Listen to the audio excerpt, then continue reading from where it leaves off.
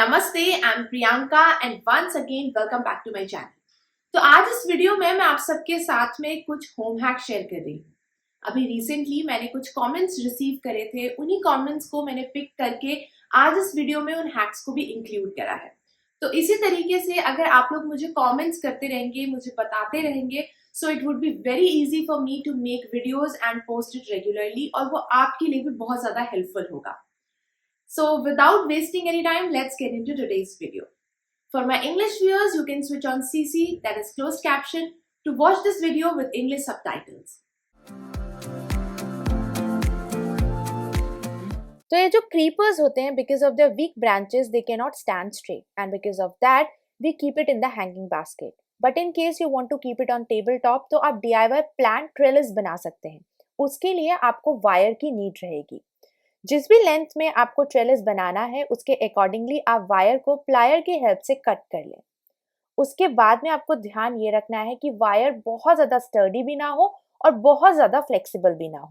So basically हम एक climber बना रहे हैं, तो मैंने यहाँ पर एक जिगजैग पैटर्न को रैंडमली कुछ इस तरीके से बेंड करके फॉर्म कर लिया, और लास्ट में ये जो वायर है मैं उसको एज इट इज स्ट्रेट छोड़ दूंगी, ताकि वो सॉइल के अंदर मैं आराम से इंसर्ट कर पाऊँ इस नीचे वाले पोर्शन को। अब ये जो हमारे मनी प्लांट है, आप देख रहे हो है तो छोटा, बट इसमें ब्रांचेस अब ग्रो कर रही हैं, वो नीचे की तरफ फॉल कर रही हैं। तो ये जो हमारा ट्रेलिस है उसको हम सॉइल के अंदर इंसर्ट करेंगे, और ये जो हमारी एक्स्ट्रा ब्रांचेस निकल रही हैं वो कुछ इस तरीके से जो वायर है उसके अंदर से पास करवा देंगे। अब देखिए, आपका एक हैंगिंग प्लांट एक सुंदर से टेबल टॉप प्लांट में कन्वर्ट हो जाएगा। जब भी प्लांट ग्रो करता है तो ये जो ट्रेलिस है उसको आप इस तरीके से एक्सपांड करके बड़ा भी कर सकते हैं according to the plants growth.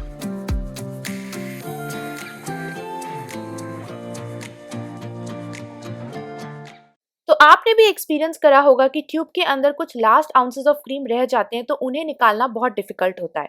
तो उसके लिए आप ट्यूब को बैक साइड से ऐसे ओपन कर लें। यहाँ पर आप देख सकते हो कि अभी भी बहुत सारी क्रीम ट्यूब की वॉल्स में लगी हुई है।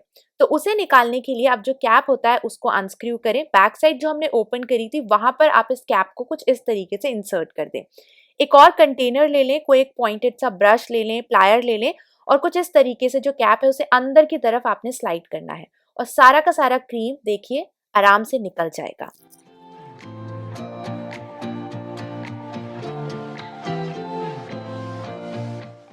घर के कॉर्नर्स में डिफ्यूजर और कैंडल्स लगाना सबको पसंद है, बट सबसे ज्यादा अनोइंग होता है टाइम पे मैच बॉक्स का ना मिलना। तो ये एक इंसेंस होल्डर है जिसमें एक छोटा सा ड्रॉअर है, बट इसके अंदर मैच बॉक्स नहीं आता है। तो यहाँ पर मैं रख रही हूँ कुछ लूज स्टिक्स, इंसेंस और धूप बत्ती और एक छोटा सा होल्डर। सो इतनी सी ही चीजें इस ड्रॉअर में फिट हो पाती हैं। तो आप खुद का एक DIY मैच बॉक्स जैसा कुछ बना सकते हैं। उसके लिए जो भी खाली मैच बॉक्स है उसका ये पोर्शन आपको सिजर की हेल्प से कट करना है। आपको चाहिए रहेगा double sided tape. Double sided tape के ऊपर इस पोर्शन को रखें, एक्स्ट्रा टेप कट करें, पीछे से पील को रिमूव करें और बैक साइड में इसे कुछ इस तरीके से फिक्स कर दें। अब नेक्स्ट टाइम आपको जब भी कोई इंसेंस या धूप बत्ती लगानी हो, तो बस इस ड्रॉर को ओपन कर कर धूप बत्ती निकालें, एक मैच स्टिक निकालें, और पीछे जो हमने वो एक छोटा सा पोर्शन कट करके लगाया था बस उसके आगे आपको स्क्रैच करना है, और आप बहुत आराम से आपकी जो मैच स्टिक है उसको जला पाएंगे। बस है ना, बहुत इजी सा, और झटपट काम भी हो जाता है आसान।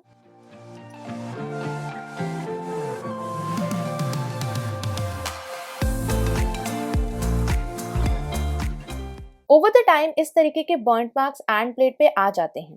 तो सबसे पहले आयरन को आपको प्लग इन करना है। अब इन बर्न मार्क्स को हटाने के लिए मैं डोलो यूज कर रही हूँ, आप चाहें तो पैरासीटामोल भी यूज कर सकते हैं। तो पैरासीटामोल को कुछ इस तरीके से प्लायर में फिक्स कर लें, डायरेक्टली हैंड से यूज ना करें, अदरवाइज अगर आयरन बहुत गर्म हुई तो हाथ जल सकते हैं। जो भी बर्न मार्क है उसके ऊपर आपको डोलो ऐसे रब करना है, डोलो मेल्ट होगा और इससे जितने भी बर्न मार्क्स हैं वो इस तरीके से रिमूव हो जाएंगे। I don't know the science behind it, but ये सेम हैक मैंने आज से 5 से 6 साल पहले अपने यूट्यूब चैनल पे शेयर करी थी। मुझे रिपीटेडली बहुत सारे क्वेश्चंस आ रहे थे, सो आई थॉट क्यों ना मैं आपको ये एक वे भी वापस बताती हूँ कि इस तरीके से भी आप आयरन को क्लीन कर सकते हैं।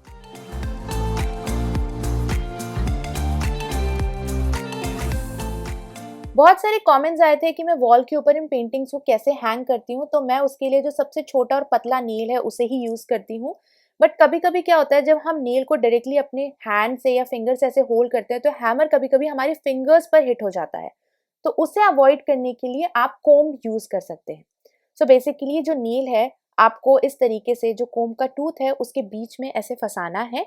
अब आप देखोगे कि मेरा हैंड कितना दूर है और मैं जो हैमर है वो डायरेक्टली सिर्फ नेल पर ही हिट कर रही हूँ। इस तरीके से आपके हाथ में बिल्कुल इंजरी नहीं आएगी।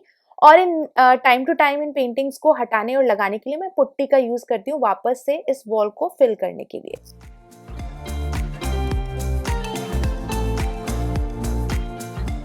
ओवर द टाइम मैंने आप सबके साथ में बहुत सारे डिफरेंट मेथड शेयर करे हैं विंडो या डोर ट्रैक्स को क्लीन करने के लिए।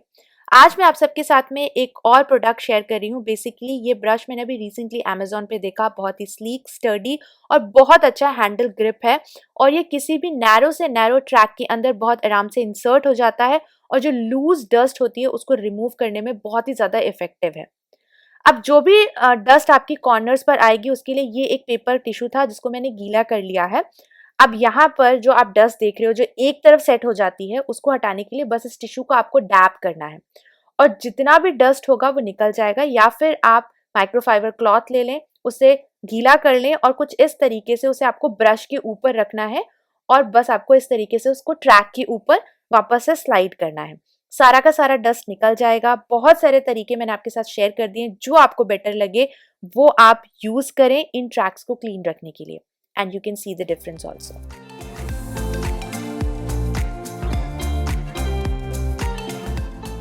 किसी भी कॉर्नर को डेकोरेट करने के लिए हम ऐसे बड़े बड़े स्टूल्स और टेबल्स यूज करते हैं, पर इसका नीचे का पोर्शन हमेशा ही खाली रह जाता है या फिर हम कुछ इस तरीके का डेकोरेटिव पीस रखते हैं। बट आप इसको ऑर्गेनाइज करने के लिए यूज कर सकते हैं इस तरीके की बास्केट्स यूज करके, जूट, बैम्बू या क्लॉथ की बास्केट्स। जो भी बास्केट का साइज यहाँ इजिली फिट हो जाए वो बास्केट आप यूज करिए। जैसे मैं यहाँ पर न्यूज़पेपर रखकर उसको ऑर्गेनाइज भी कर रही हूँ और वो थोड़ा सा डेकोरेटिव भी लग रहा है।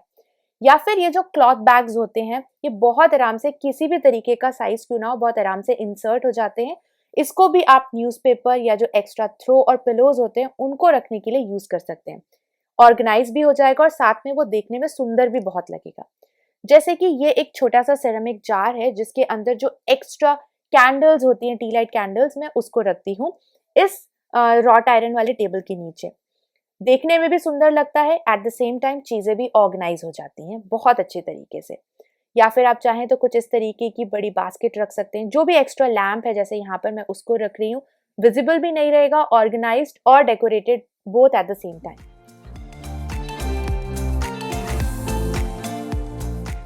एवरीडे यूज की चीजें अगर हमारे आंखों के सामने हो तो हम उन्हें जल्दी यूज कर पाते हैं। तो दिवाली पे जब हमने इस वॉल पर पेंट करवाया था तो मैंने सारा डेकोर यहाँ से रिमूव कर दिया था, ये सोच के कि इस बार इस वॉल के ऊपर जो स्पेस है वहां पर मैं जो वैक्यूम क्लीनर है उसे हैंग करके रखूंगी ताकि जब भी मुझे इसकी नीड हो मैं इसको यूज कर पाऊँ। जब ये मुझे आंखों के सामने दिखेगा तो मैं इसको फटाफट यूज कर पाऊंगी। जब भी हम कबर्ड के अंदर चीज़ों को स्टोर करके रखते हैं तो हम इस लेजीनेस में उन चीज़ों को कम यूज़ कर पाते हैं कि सारे अटैचमेंट्स निकालने पड़ेंगे, कबर्ड ओपन करना पड़ेगा, वापस रखना पड़ेगा। बट इस तरीके से अगर आप चीज़ों को हैंग करके रखेंगे तो वो एक पॉसिबिलिटी ख़त्म हो जाती है। इसके साथ में चार्जिंग पॉइंट भी है तो ये आराम से यहाँ पर चार्ज भी होता रहता है और जब भी मुझे इसकी ज़रूरत होती है बस मैं यहाँ से इसे पिक करती हूँ and I can vacuum the house. Everyday use में आने वाला एक और प्रोडक्ट जिसे मैं फ्रंट में रखती हूँ वो है मेरा all purpose cleaner. You all should invest in a very good quality of all purpose cleaner and this one is from blue oxy. Past में मैंने बहुत सारे डिफरेंट डिफरेंट ब्रांड्स के ऑल पर्पस क्लीनर यूज करे हैं, but I must say कि blue oxy का all purpose cleaner is best. First thing जो मुझे इसकी सबसे ज़्यादा पसंद आई है वो है इसमें से एक जो सेंट रिलीज होता है, it last for very long. जिसमें से सेंट रिलीज होता है एग्जैक्टली उसका फ्रेगनेंस उतना ही टाइम के लिए लास्ट करता है जैसे कि हमने कोई कैंडल को बर्न करा हो और उसमें से जो फ्रेगनेंस रिलीज होती है। आप इस ऑल पर्पस क्लीनर को किसी भी सरफेस के ऊपर अप्लाई कर सकते हैं जैसे कि वुड, स्टोन, आपके electronics, appliances, steel, tiles, marble या फिर सेरेमिक पर। आपको बस इसे स्प्रे करना है and just leave this solution undisturb for 5 minutes और उसके बाद में आप एक ड्राई माइक्रोफाइबर क्लॉथ की हेल्प से जो भी रेसिड्यू बचा हुआ है सरफेस के ऊपर उसे कुछ इस तरीके से क्लीन कर सकते हैं। It is 100% safe for use on any household surface. ये एकदम नेचुरल है, non toxic and easy to use. एकदम इको फ्रेंडली है and has pleasant citrus fragrance as well. Give it a try. If you want to purchase this, you can find the link below in the description box. Recently, I have received a comment regarding how to organize basic tools in home. तो मैंने सोचा कि शुरुआत करते हैं gardening tools के साथ में कि हम इन गार्डनिंग टूल्स को कैसे ऑर्गेनाइज करके रख सकते हैं ताकि जब भी हमें ये चाहिए हो तो हम इन्हें टाइम पे सर्च कर पाएं। तो मेरे एक्सपीरियंस से सो फार गार्डनिंग में कुछ बेसिक से टूल्स हैं जो आप सबके पास में होने चाहिए, जैसे कि plant type, pruning scissor, normal scissors, shovel, pitchfork, gardening mat और ग्लव्स। सो ये कुछ बेसिक से टूल्स हैं जिसके साथ में आप अगर गार्डनिंग स्टार्ट करें तो इन टूल्स में इन्वेस्ट कर सकते हैं। अब इन सारे टूल्स को ढंग से ऑर्गेनाइज करके रखने के लिए मैं यूज़ कर रही हूँ ये एक बड़ा सा रेक्टेंगुलर बॉक्स। सारे के सारे टूल्स यहाँ पर एक एक करके मैं इसके अंदर रख दूंगी ताकि ये ऑर्गेनाइज्ड रहें।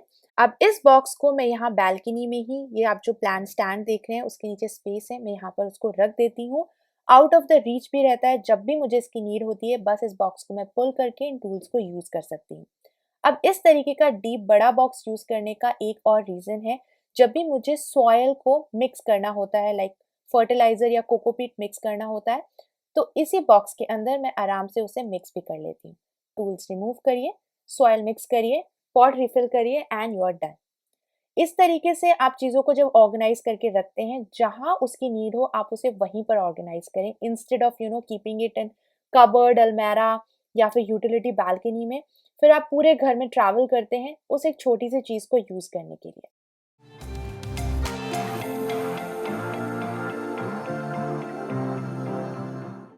अभी रिसेंटली अमेज़न के ऊपर मैंने ये एक प्लांटर देखा एंड आई थॉट कि ये बहुत ज़्यादा कॉस्टली है। सो मैंने सोचा आज के इस वीडियो में तो मैं आप सबके साथ डेफिनेटली शेयर करूं। अगर आपके पास ऐसा कोई पुराना बास्केट पड़ा है तो आप इस तरीके के प्लांटर्स घर पर DIY कर सकते हैं। ये वुडन लेग्स हैं जो कि मैंने लोकल हार्डवेयर से आई गेस 1 साल पहले किसी DIY के लिए परचेज करे थे, जो कि आज यूज़ होने वाला है। मैं तो DIYs करती रहती थी, तो मेरे पास इस तरीके का एक MDF का राउंड पीस पड़ा हुआ था, बट आप चाहें तो कोई भी वुडन प्लैंक ले सकते हैं, भले ही वो स्क्वायर क्यों ना हो, बस इस बास्केट के अंदर फिट होना चाहिए। अगर आप इस बास्केट को डायरेक्टली किसी स्टूल के ऊपर रखते हैं तो उतना ज़्यादा सुंदर इफेक्ट नहीं आएगा।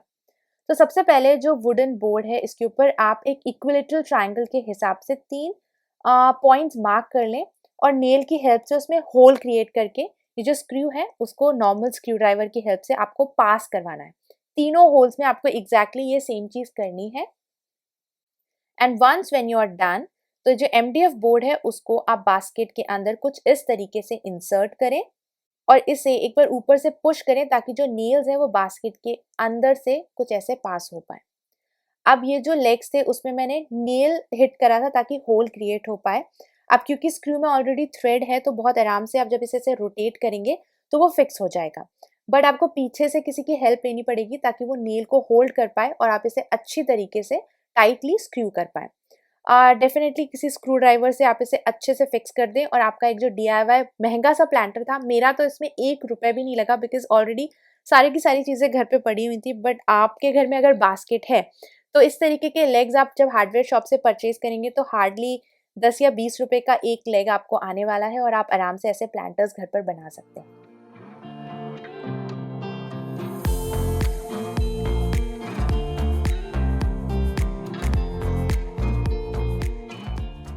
This is it for today's video and I hope कि आज इस वीडियो में दिखाए गए होम हैक्स आपके लिए यूजफुल होंगे। If you like this video then you know the drill. Please like, share and subscribe to my channel. और इसी तरीके से मुझे कमेंट्स करके ज़रूर बताते रहें कि आगे फ्यूचर में आप क्या देखना पसंद करेंगे in terms of decor, organizing and cleaning. This is it. I will see you next time. Till then, stay home and enjoy your life. Bye bye.